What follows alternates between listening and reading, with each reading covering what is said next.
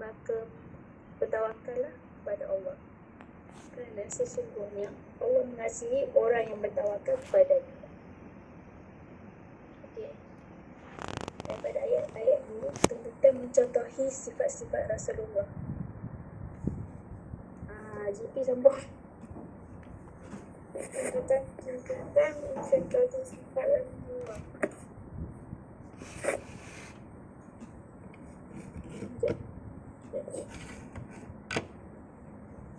Satu, lemah lembut. Rasulullah seorang yang lemah lembut, sentiasa menggunakan tutur kata yang baik dan intonasi suara yang sesuai. Baginda juga membalas kejahatan manusia dengan kebaikan. Rasulullah ni, dia seorang yang lemah lembut. Dia kalau Rasulullah bercakap dengan orang, dia mesti guna bahasa yang baik, intonasi suara yang baik, lembut, yang sesuai lah. Lepas tu, Rasulullah dulu banyak juga kena seksa dengan orang musyrik. Macam contoh kena baling batu, lalu ada sarjana kena tabur duri. Tapi walaupun macam tu, Rasulullah tetap melayan orang-orang yang pernah buat jahat dengan dia dengan baik. Pasal Rasulullah tak pernah sifat dendam. Apa contoh?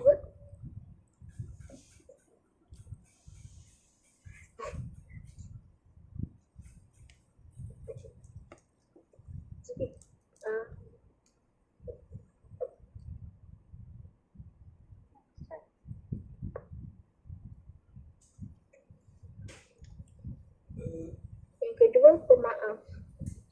Rasulullah memaafkan perbuatan penduduk Mekah yang pernah mencaci dan menghina baginda.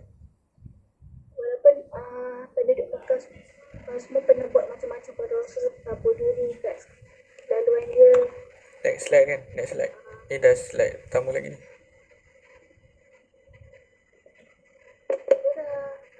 Gerakkan slide dah. 2. Okay. Nampak? Okay, nampak. Kedua, pemaaf. Rasulullah memaafkan perbuatan penduduk Mekah yang pernah mencaci dan baginda. Contoh apa contoh? Dalam sirah Rasulullah bersifat maaf.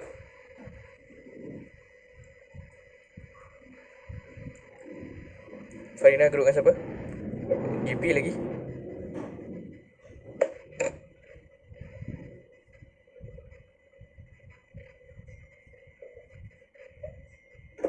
Hello. Itu perang Uhud. Okay. Masa tu bapak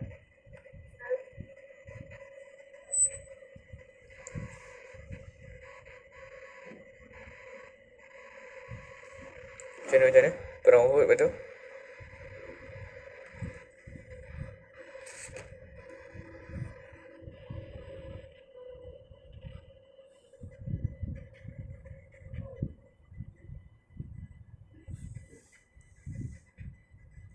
Farina?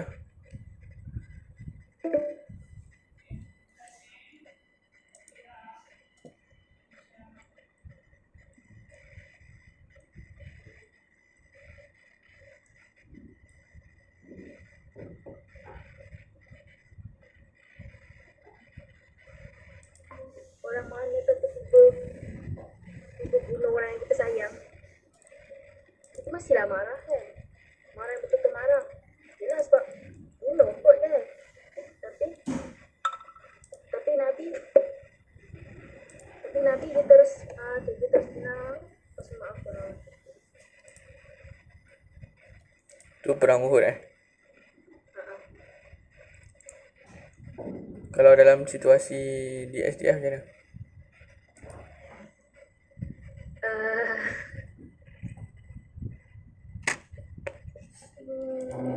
Perempuan kan suka gaduh. Mudah terasa macam mana? Benda-benda simple je pun, tapi korang kan biasa sangat senang sangat tersentuh, terasa lah apalah. Contoh macam Ali Anak dengan Nurin Syuhada. Kan itu gaduh-gaduh. Kan Ali Anak kan? Allah Ustaz. Jangan ingatkan Ustaz. Lama dah tu. Macam mana kita nak? Benda dah berlaku. Yelah memang dah bahaya. Tapi tajuk yang kita belajar ni macam mana kita nak cuba aplikasikan. Macam mana Ali Anak? So, kita macam kenalah macam reflect balik. Mungkin kalau itu salah kita, kita kenalah minta maaf. Tapi kalau tu memang salah dia, kita kenalah maafkan dia. Macam cuba berlapang dada dan hati untuk menerima perbuatan dia. Lepas tu dia dah minta maaf tu, macam tegur lah apa yang salah tu. Lepas tu baik-baik dah habis. Ya betul lah. So kita berlapang dada, kita anggaplah apa kesalahan orang kepada kita tu sebagai mungkin satu refleksi kepada diri kita kan. Sebab diri kita tak sempurna, pasti ada kekurangan. Contoh macam Alia Zulfa pun kadang-kadang dia tak puas hati dengan orang lain kan. Kan Alia Zulfa kan? Ada gaduh-gaduh. So benda-benda macam ni lah kita kena tengok supaya kita tak mudah jadi orang yang mudah terasa. Kalau dah mudah terasa tu, cepatlah memaafkan orang lain. Di mana ada satu kisah kan, di zaman para sahabat. Ada sahabat ni yang dia dijanjikan syurga. Lepas tu ada sahabat lain, dia bermusafir dan dia pergi ke rumah sahabat ni. Dia tidur di rumah sahabat ni selama 3 hari 2 malam. Sebab tu kalau kita musafir, kita kalau boleh jangan lebih lah daripada 3 hari duduk di rumah dia. So sewaktu dia tidur, dia tak dapat apa-apa pun, tak nampak apa-apa pun yang istimewa dari sudut amal ibadah sahabat ni kan. Sahabat ni tak adalah bangun qiyam ke apa ke, tak ada pun, solat macam biasa je. So di hari hujung tu, sebelum dia nak balik tu, dia tanya, apa sebenarnya amalan yang menyebabkan Rasulullah menjanjikan kau untuk masuk syurga? Sebab aku tengok kau punya amalan ni simple je kan, tak ada apa-apa istimewa pun. So sahabat ni menjawab, dia kata antara amalan aku yang mungkin orang lain tak nampak ataupun orang lain tak perasan, bukanlah dari sudut amal ibadah, tapi yang biasa menjadi amalan harian dia adalah sebelum dia tidur, dia akan memaafkan segala kesalahan orang terhadap dia. So itu satu amalan yang menyebabkan dia dijanjikan syurga oleh Rasulullah SAW. So itulah cuba kita aplikasikan dalam kehidupan kita. Mungkin nanti dah masuk sekolah, banyaklah lagi kisah-kisah drama, kisah-kisah sakit hati. Tapi di rumah mungkin tak adalah terasa sangat kan, sebab tak jumpa dengan orang sangat, family dan sebagainya saja. Bila nanti masuk sekolah lepas raya haji, so kena tengok balik perkara-perkara ni. Okay, teruskan.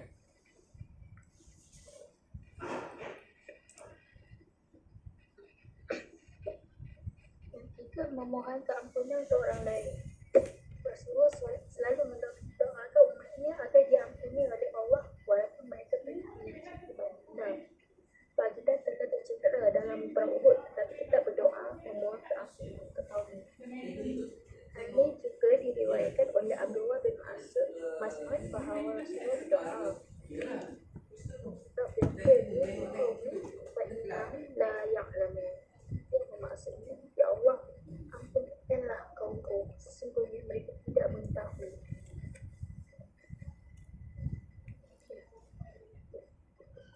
Untuk yang ni Rasulullah selalu mendoakan umatnya agar diampuni oleh Allah walaupun mereka pernah menyakiti dan walaupun apa pun penipuan pada Rasulullah seperti Baginda wasterupanya apa, Rasulullah tetap mendoakan mereka agar diampuni oleh Allah. Ini kita bermulanya di Rasulullah. Waktu Baginda tersedia waktu perang Uhud pun, Baginda tetap berdoa pada Allah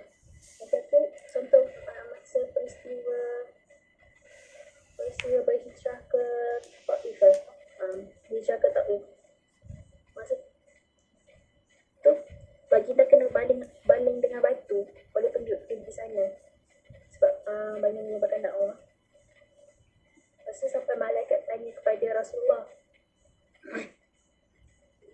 Malaikat tanya kepada Rasulullah, nak turunkan siksaan tak kepada kaum tersebut, penduduk di sana. Tapi Rasulullah kata tak payah. Tapi Rasul memohon mendoakan agar umat tersebut doakan agar penduduk di sana menerima hidayah daripada Allah dan memohon agar Allah mengampuni dosa-dosa mereka. Zari, Cuba tengok doa tadi. Slide atas dia. So ni satu doa yang sebenarnya ada juga dalam Quran. Dan doa ni sangat menarik. Kenapa saya sebut menarik? Kerana ini adalah akhlak. Akhlak yang berpunca daripada iman yang hidup. Yang mana orang yang beriman, dia tidak akan membalas keburukan yang diterima dengan keburukan.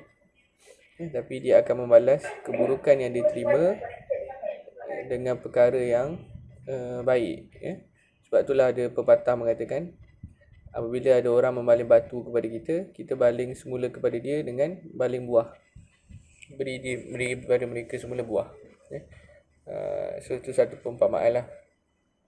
So orang baling kejahatan kepada kita, beri kejahatan kepada kita, tapi kita berilah semula kepada mereka apa yang disebut sebagai kebaikan. Kalau siapa dengar kisah Ustaz Kazim Ilyas, korang boleh search dia dekat sini.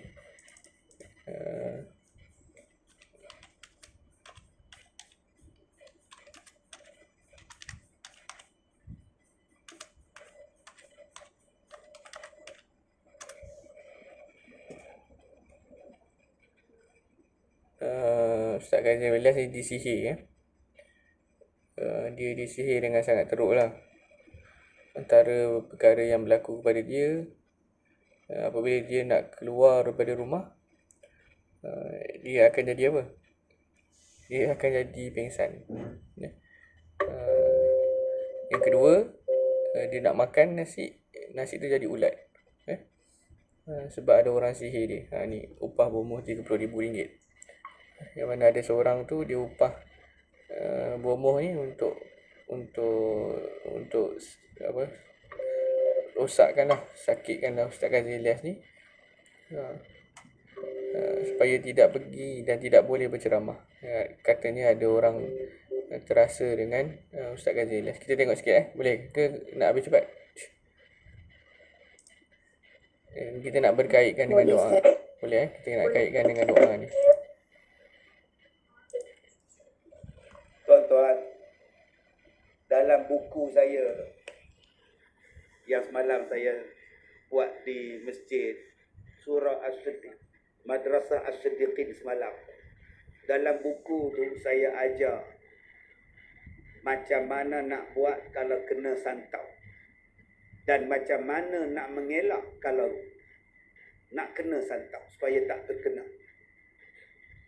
Kenapa saya boleh cakap macam itu? Sebab saya ada pengalaman kena santau. Tahun 1997. Saya balik Qiyamul Lail, saya balik daripada kuliah subuh sampai di rumah pukul 9 lebih, saya muntah. Dan bila saya muntah, keluar darah. Daripada besen, naik baldi, muntah darah. Pergi ke hospital.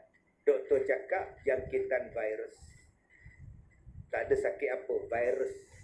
Bukan virus corona ni, bukan. Masa tu tak ada lagi corona. Bila balik rumah, makin sakit. Bila balik rumah, makin sakit. Tak boleh makan, tak boleh pakai baju, tak boleh disentuh badan. Rasa macam dihiris dengan sembilu yang tajam, buluh yang tajam.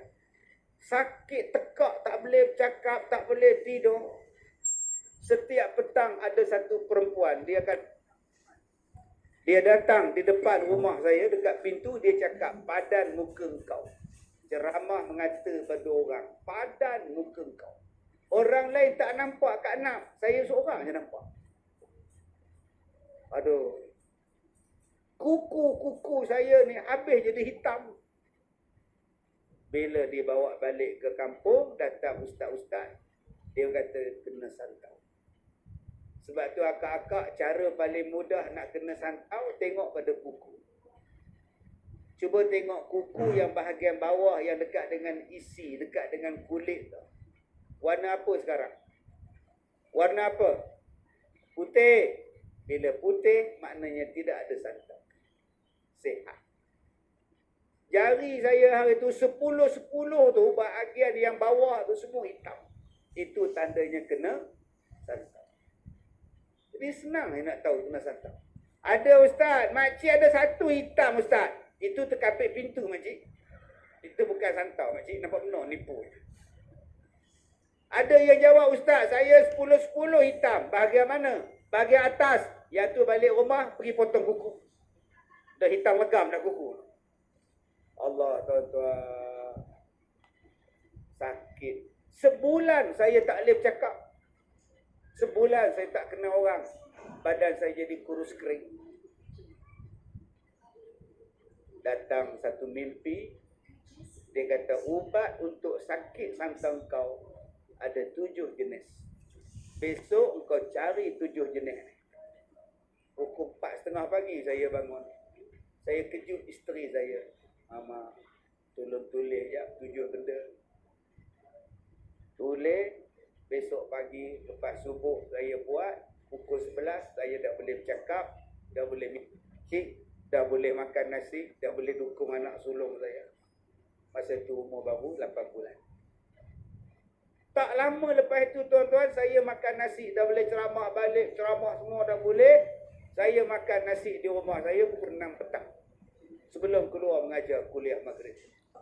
Bila saya makan nasi, nasi yang saya makan tu 2 suap. Suap yang ketiga ada ulat. Maknanya saya dah telan ulat dah 2 kali. Saya buang nasi tu ke lantai, dia jadi nasi. Bila saya pegang tangan, dia jadi ulat. Allah tuan-tuan. Sakit pula. Yang ni paling dahsyat sakit saya. Berpuluh-puluh ustaz pengamal perubatan datang. Last orang Indonesia. Satu kiai dari Indon datang. Tuan-tuan tengok cerita hantu Kak Lima. Macam tu lah. Saya orang Indonesia. Kalau enggak ada ilmu tidak ada. Enggak sampai Gunung Everest. Macam tu lah Indon tu datang. Saya datang ke sini mau obatin bapak Kazim. Bapaknya Kazim. PA saya cakap, bapak Ustaz Kazim sudah lama meninggal. Itu bapak dia. Ininya Ustaz Kazimnya. Oh, cakaplah Ustaz Kazim, aku tahu. Dia semayang, dia baca Quran, berikan aku cangkul. Pukul 12:30 malam minta cangkul. PA saya cari cangkul, dia gali depan rumah saya. Dia korek, dia korek, dia korek, dia keluarkan bangkai anjing. Ini sihirnya. Saya permisi dulu. Saya tak kenal dia, saya tak tahu siapa dia. Sampai sekarang saya tak jumpa. Allahu Akbar. Tuan-tuan, tuan-tuan tahu tak? Bila saya nak pindah daripada rumah saya, datang 2 suami isteri. Bila datang 2 suami isteri, saya kata, masuklah abang. Tapi rumah saya tak ada sofa, tak ada cushion. Sebab saya dah pindah. Tinggal barang-barang lain je lagi belum pindah. Sofa-sofa dah pindah. Okay, kawan tu. Baik, tuan-tuan dirahmati Allah. Dia kata tak apa. Saya nak jumpa ustaz. Ustaz, kami datang nak minta maaf. Oh. Kenapa nak minta maaf? Kami yang sihirkan ustaz. Saya cakap, saya dah tahu lama dah. Dia tanya saya macam mana ustaz tahu? Saya tahu. Tuan-tuan, saya dalam mimpi yang pertama tu ada satu ulama. Dia datang dalam mimpi saya, dia ambil paku, dia lempar dekat dinding, keluar satu gambar perempuan dan 5 lelaki. Kata dia, inilah orang yang sihirkan kamu. Dan 2 perempuan dan suami dia itu datang, tuan-tuan. Saya tanya, mana lagi 4 orang? Ustaz tahu kami berenang. Saya tahu. Ustaz, kami minta maaf. Saya tanya dekat dia, abang sihirkan saya di mana? Dia kata satu rumah, upah dia 30,000 masa itu. Jadi selesai, saya kata. Kami datang nak minta maaf, dunia akhirat. Saya cakap abang, kalau abang tak datang minta maaf, saya dah lama maafkan abang. Bukan setakat akak dengan abang berdua, 4 orang lagi pun saya dah maafkan. Sikit pun saya tak simpan hati. Dia peluk saya, tuan-tuan, meletup tulang saya. Badan dia tegak. Yang tak peluk saya, isteri dia. Tuan-tuan, adakah saya ikhlas? Ikhlas. Saya kata, abang, dunia akhirat. Sebab abang sihirkan saya lah, saya belajar ilmu perubatan. Kalaulah abang tak sihirkan saya tak ambil tahu pun. Saya buka pun kitab-kitab perubatan. Nak ubat penyakit saya. Terima kasih bang. Tercengang dia tuan. Betul tuan-tuan. Kalau saya tak sakit, saya tak jumpa Tok Guru, tanya ubat. Sebab masa saya sakit, saya tak ajar. So tu, oh Ustaz tak buat present La ilaha illallah. Sorry. Tapi dengar je kan tadi kan? Dengar Ustaz. Apa yang korang dapat? Hana Nabiha dapat apa? Kisah tadi.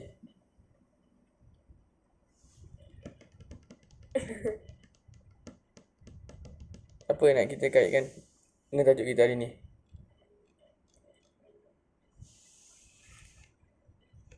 Oh, Hana Nabiha. Dah, hilang dah. Hana? Oh, Hana. Ya Ustaz. Macam mana kita nak kait? Apa poin penting kita boleh dapat?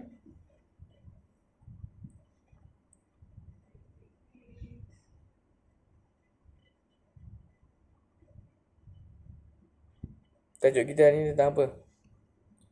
Kesantunan dakwah Rasulullah SAW. So tadi Farina cuba buka balik. Present tadi. Kenapa korang tak cakap? La ilaha illallah. Tak perasan tak buka. Kan Ustaz memang nak tunjuk voice dia. Oh, tak. Lupa tak. Apa tu? Belum lagi. Tapi voice tadi dengar je kan? Jelas je kan? Jelas. Apa Anisha dapat daripada cerita tadi?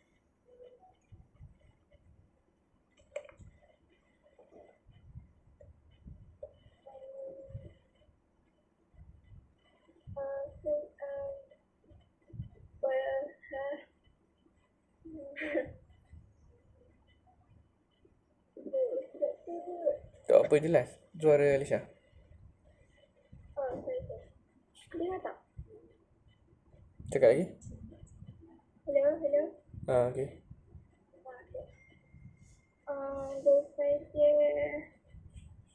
Daripada video tadi, Ustaz tu dia cerita pasal dia kena santau. Terus saya nak ucap dia berada dalam keadaan yang tersiksa buat masa yang lama. Pelbagai benda dia kena lalui sepanjang dia kena sihir tu. Lepas tu lepas tu bila semua benda dah okey, orang yang sihir Ustaz tu datang minta maaf kat dia. Tapi dia tak berdendam pun dengan orang yang sihir dia tu. Dia dah tahu dah pun siapa yang sihir dia tu, tapi dia tak bergendau. Instead of instead of dia berdendam dengan orang tu, dia berterima kasih kepada orang tu.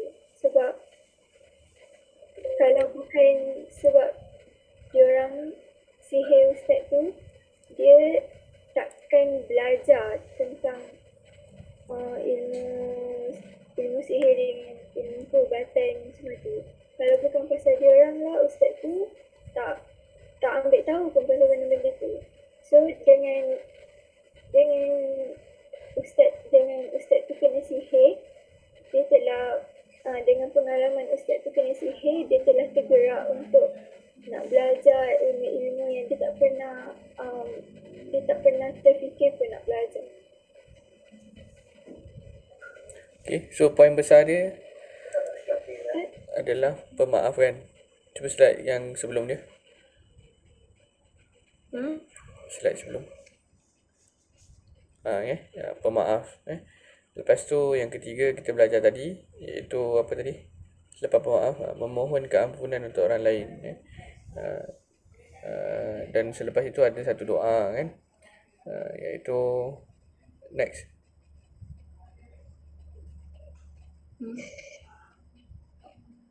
Rabbil fil liqaumi fa innahum la ya'lamun.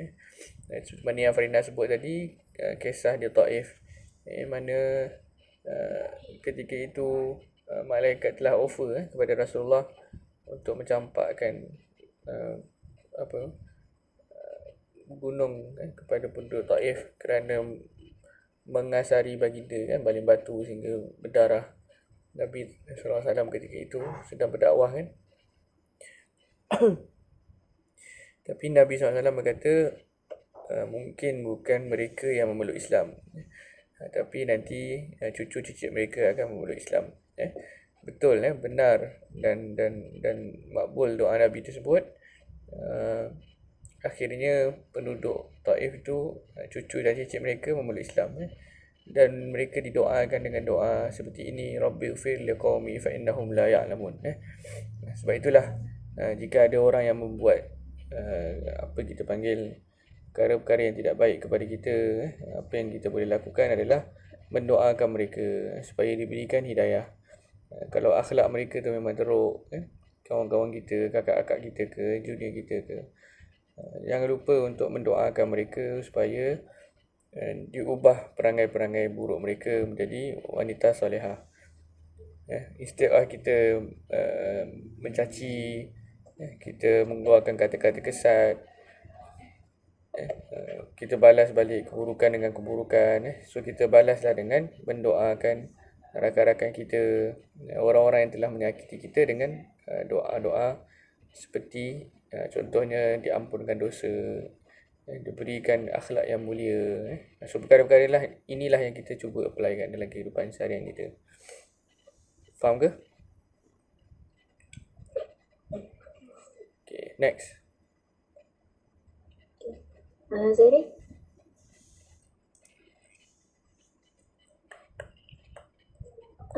Bermesyuarat. Rasulullah SAW sentiasa bermesyuarat agar keputusan yang terbaik dapat diperoleh. Dengar tak? Dengar.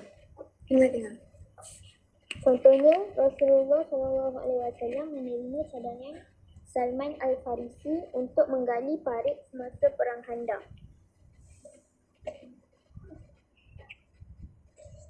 Siapa?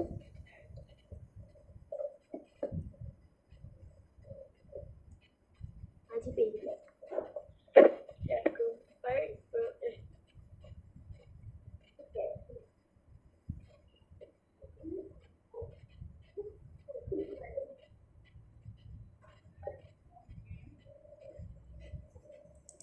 Kenapa penting mesyuarat?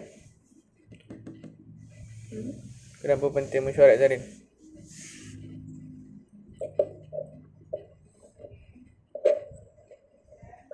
Untuk mencapai keputusan yang terbaik, lepas tu untuk dapat persetujuan dari semua pihak. Ya. Zarin, nak dengar juga suara Zarin? Kenapa pentingnya mesyuarat? jawapan mesti selain daripada Farina jawab. Supaya tak berlaku perpecahan. Perpecahan apa?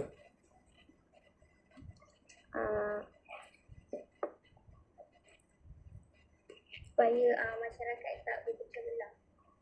Masyarakat. Okay, boleh. Kalau dalam form macam mana? Dalam form kan ada klik-klik kan form tu ni. Macam mana kita nak mencapai persetujuan? Bermesyuarat ni dia penting sebab semua orang ada pendapat-pendapat sendiri. Jadi bila kita bermesyuarat, kita dapat dengar pendapat daripada semua orang. So antara semua orang tu kita dapat pilih pendapat yang paling bagus. So instead of kalau kita tak bermesyuarat, kita ikut kita je, tak semestinya pendapat kita tu paling betul. Mana tahu orang lain ada pendapat yang lagi bagus, yang lagi better daripada kita punya pendapat. So kalau kita bermesyuarat, barulah kita dapat pilih yang paling bagus, pendapat yang paling bagus. Okay. Tapi kalau tentu tengah mesyuarat gaduh macam mana?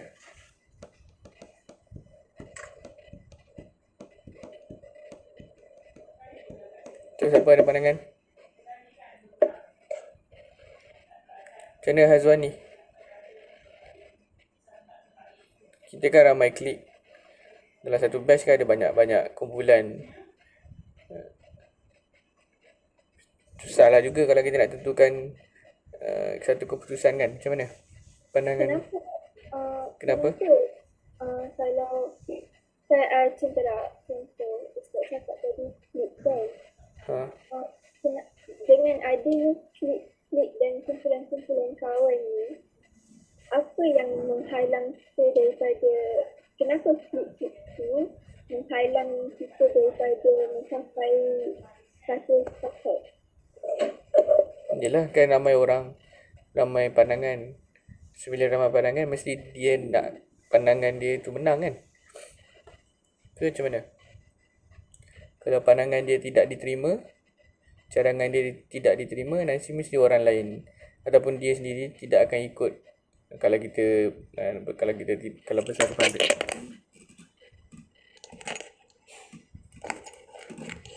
Kalau kita besar kepala, maknanya kita akan buatlah pandangan, kita akan buatlah perangai kita sendiri kan. Ikut kepala kita. Macam mana kita nak menjadikan semua tu boleh ikut? Asyik je lah, Asyik. Okay, Alisha. Okay, sorry. Tak dengar juga pandangan-pandangan lain ni. Senyap je.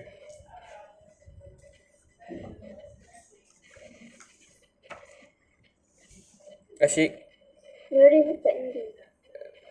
Nurin. Ya Ustaz. Macam mana pandangan? Pandangan apa Ustaz? Pandangan soalan Ustaz tadi lah. Semua orang tak boleh masuk dengan semua pun kan. Ada mungkin tak dapat masuk dengan kumpulan ni. Bila pandangan kita, pandangan grup kita, cadangan grup kita tidak diterima, contoh kita dah mesyuarat, so dah ada satu keputusan, macam mana kita nak mengharmonikan situasi dengan kawan-kawan yang lain?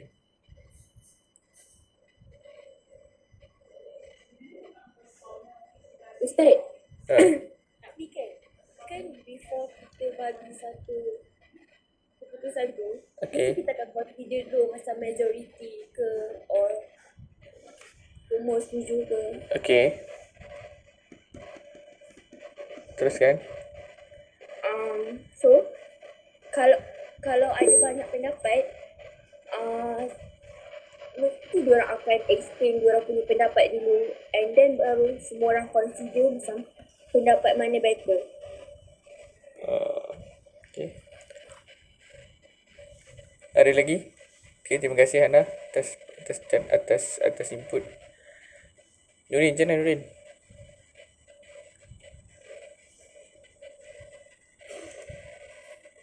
Tak ada. Okay, tak apa. Okay, next. So bila kita bermesyuarat, kita kena ada adab lah.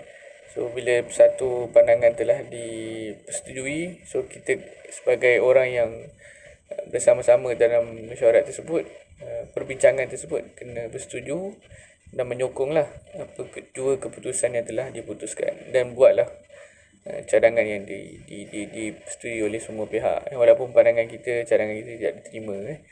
Sebab kita tahu bila kita dah pilih secara majoriti tu, mesti kita dah melihat dari banyak sudut, mesti ada banyak manfaat yang akan diperoleh oleh semua orang kan.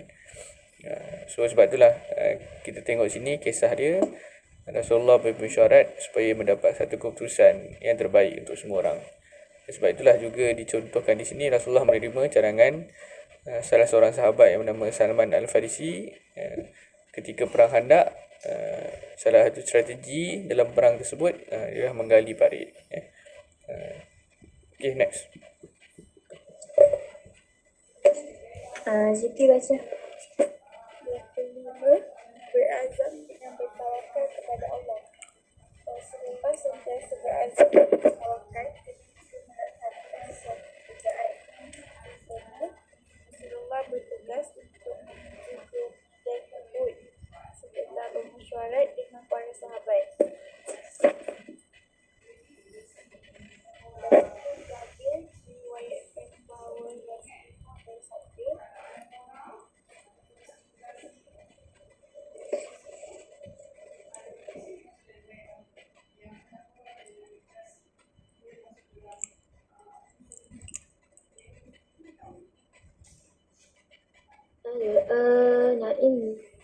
Nahu laisa li nabiyyi idza labisa matahu ay yad'aha hatta yuqatil.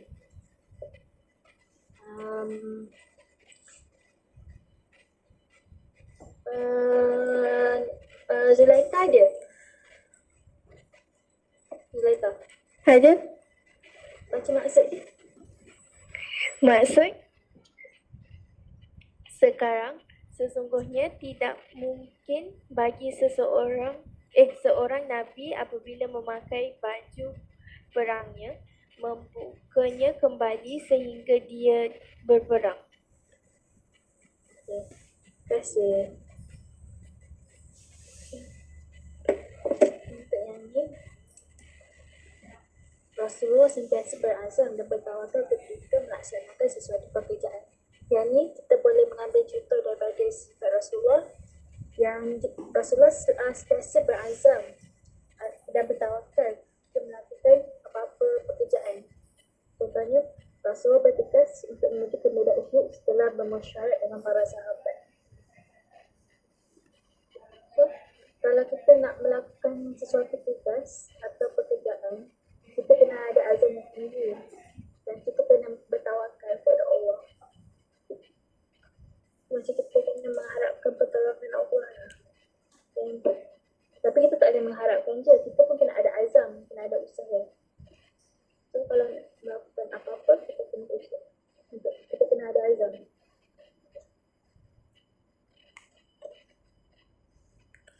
So apa kaitan dengan hadis ni?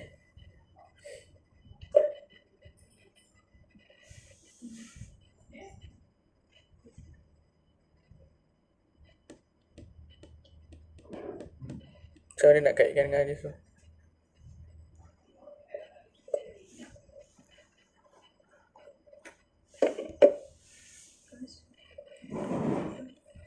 Al-Asab ada Al-Asab. Ada Ustaz. Macam mana Al-Asab pandangan bila tengok hadis ni dengan poin nombor 5? Yang berazam tu. Dia kalau dah pakai seorang nabi kalau dia pakai baju perang, dia takkan buka baju perang tu selagi dia tak berperang. So perang Uhud tu, sampai perang Uhud tu, dia dah pakai baju perang. Lepas tu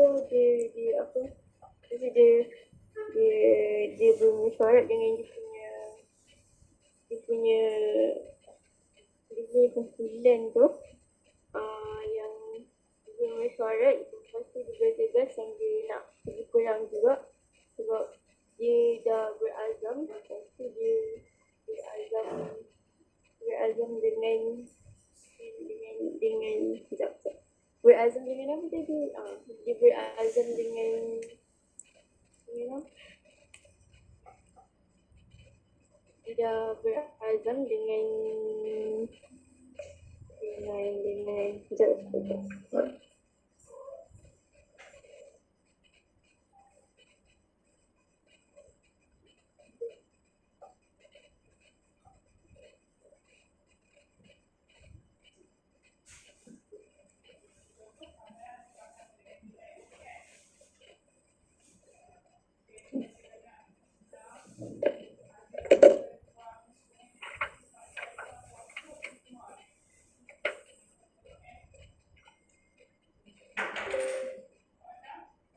Cepat, Alan stop.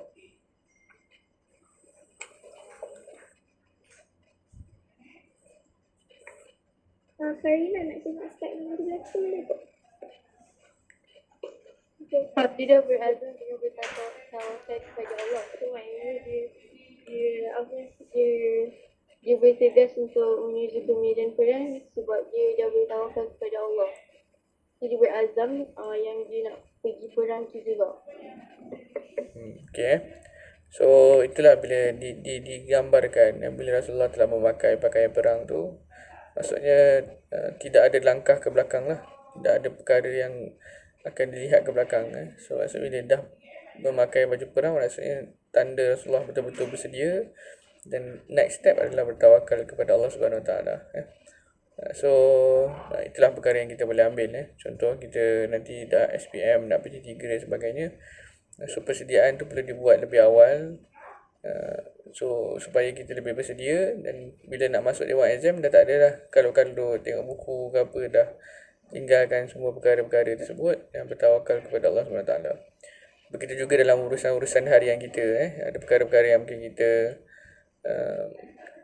perlukan sesuatu. Bila buat sesuatu, jangan lupalah perkara ini, iaitu bertawakal kepada Allah SWT. Sebab urusan ni semua Allah yang pegang, bukan kita punya kuasa. Kita tidak ada kuasa. So apa yang kita boleh buat adalah berdoa selepas kita berusaha lah. Bukan hanya berdoa dan bertawakal tapi tak ada usaha. Kena berusaha dulu, dan kemudian berdoa dan bertawakal kepada Allah supaya dia berikan yang terbaik kepada kita. Okay, next. Ustaz kena berhenti 9.40 sebab kena jaga rehat di kelas. Zarif. Pengajaran ayat. Pertama, bersifat lemah lembut agar dapat menarik orang lain mendekati Islam. Tu tadi ada beberapa ni perkataan tu, sifat ni, sifat kan. Belakang tadi apa tadi? Ada 1, 2. Ya, ni tu ada nombor 1, 2, 3, 4 tu terbaik.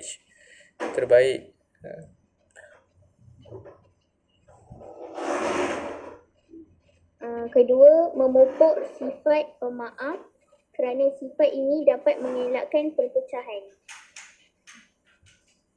Ketiga, memohon keampunan untuk orang lain sebagaimana mereka mahu didoakan sedemikian. Keempat, mengamalkan mesyuarat dalam organisasi agar keputusan terbaik dapat dicapai. Terbaik dengan dapat. Kelima, berazam untuk melaksanakan segala keputusan mesyuarat yang telah disepakati. Dan yang terakhir, bertawakal kepada Allah kerana hanya kepada Allah diserahkan hasil daripada segala usaha yang telah dilakukan. Okey, huraian sikit. Yang pertama, bersifat lemah lembut agar menarik orang lain mendekati Islam. Kalau kita nak tarik orang untuk masuk Islam, kita kena tunjukkan sifat kita. Kita kena tunjukkan sifat baik kita, sifat lemah lembut kita kepada orang tersebut. Sebab contohlah kalau kita buat jahat, buat tunjuk tangan tak elok, nanti orang tu pun akan terfikir macam ni kot. So kalau kita nak kita orang pada Islam, kita kenalah bersifat dengan baik supaya orang tu macam wah masuk Islam ni, wah orang-orang Islam semua baiklah, bukan rasa tertarik pula masuk. Macam tu lah. Yang kedua, memupuk sifat maaf kerana sifat ini dapat mengelakkan perpecahan. So, yang kedua ni, kita kena sentiasa memaafkan orang lain walaupun orang tu tak minta maaf pada kita. Kita kena meminta maaf sendiri. Kita kena memaafkan orang tersebut. Sebab kalau kita memaafkan orang tersebut, nanti kalau kita jumpa dengan orang tu tak adalah rasa tekuk, lepas tu tak adalah rasa nak macam nak bertuntut ke apa, tak ada. Dia akan lagi macam elakkan daripada berlakunya pergaduhan, perpecahan macam tu lah. Yang ketiga, memohon keampunan untuk orang lain sebagaimana mereka mahu didoakan sedemikian. Yang ini, kalau rasa macam kita ada buat salah pada orang, kita kena, kalau kita macam kita fikir balik, macam kita, kalau kita ada buat salah pada orang, kita kena minta maaf.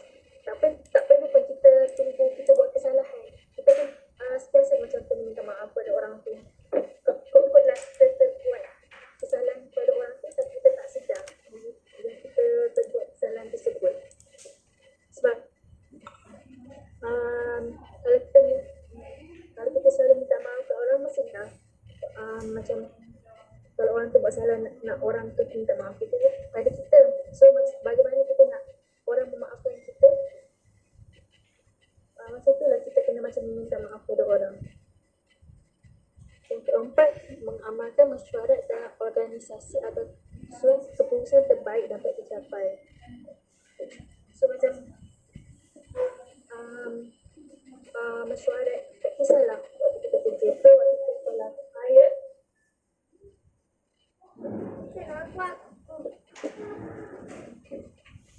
Sorry abang ngacau. Mengawalkan mesyuarat dalam organisasi agar kita terbaik dapat dicapai. Tak kisahlah waktu kita kerja ke, waktu kita sekolah ke, kita macam tu kena sentiasa menggalakkan bermesyuarat ni supaya satu kita dapat mencapai keputusan yang terbaik. Yang kedua, kita dapat persetujuan dari semua pihak. Sebab kalau kita tak bermesyuarat, contohlah kita ni seorang ketua, kita pandai je buat keputusan sendiri tapi tak rujuk kepada orang lain, tak bermesyuarat ke apa, jadi manalah kita tahu orang tu macam tak berapa setuju dengan kita punya keputusan. Maksud orang ni pula macam keputusan ni tak berapa nak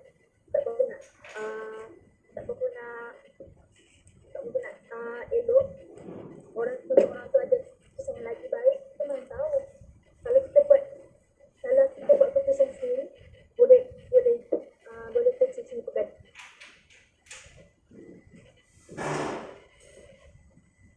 Okay, dah.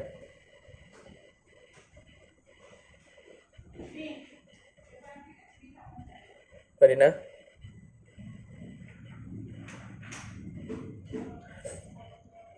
Mana Farina hilang? Okay tak boleh mana Farina ni. Antara perkara yang kita boleh ambil tadi kalau kita tengok. Contohlah. Dah. Makan. Hello, Farina? Hilang lagi.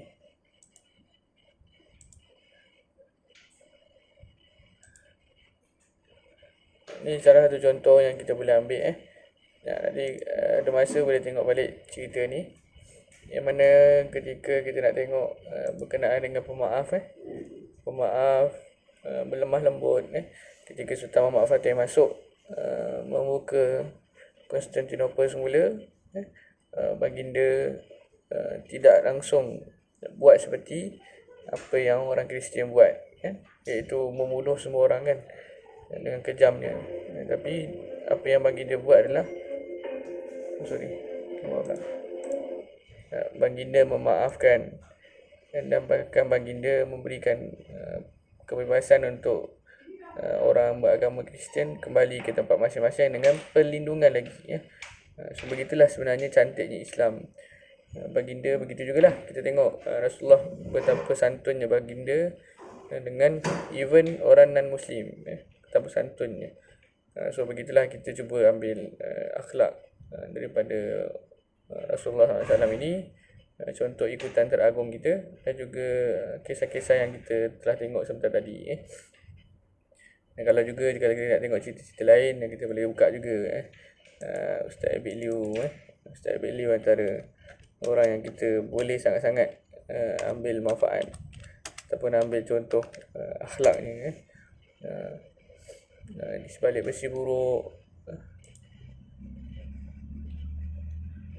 perjalanan hidup, banyak ni antara contoh-contoh kesantunan seorang pendakwah.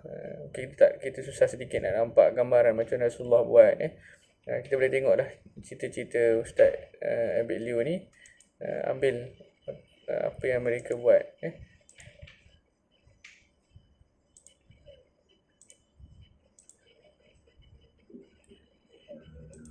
Ni Ustaz Abid Liu ni, perjalanan hidup, nampak kan? Besi buruk, I love you, ni kepada non-Muslim kan. Islam tu sebenarnya memang agama yang sangat kasih sayang, sangat lemah lembut, sangat sopan santun. Sebab itulah kalau kita tengok tadi dalam video yang Sultan Ahmad Fatih tu, ramai yang memeluk Islam tanpa dipaksa, sebabkan mereka terkesan dengan akhlak kesantunan Sultan Ahmad Fatih. Begitu juga ketika kita lihat sirah, begitu juga ramai non-Muslim, sahabat-sahabat yang dulunya bukan Islam masuk Islam sebab terkesan dengan dakwah ataupun akhlak Rasulullah SAW. So begitulah kita cuba melihat semula perkara-perkara ini supaya kita dapat mengambil manfaat yang besar, pengajaran. Ambil terus akhlak baginda dan para orang-orang yang hebat ni untuk kita apply dalam kehidupan kita seharian. Sikit-sikit pun tak apa. Kita memang tahu kita banyak akhlak-akhlak yang buruk. Kita cuba buang sedikit-sedikit dan tukarkan kepada akhlak-akhlak yang lebih mulia, insyaAllah. So dah 9.40. So Ustaz mohon maaf kita terpaksa habiskan awal sebab Ustaz kena jaga rehat dalam kelas. Ada soalan? Last? Ada nak tanya?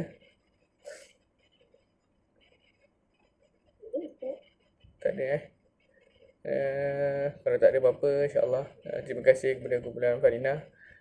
Rasanya kita dah habis kecuali satu tajuk je lagi, Ajmal sepatutnya bentang, tapi itulah Ajmal tak dapat dihubungi setakat ni. Farisha boleh buat slide tak? Alang-alang tiba-tiba Farisha keluar nama Farisha ni.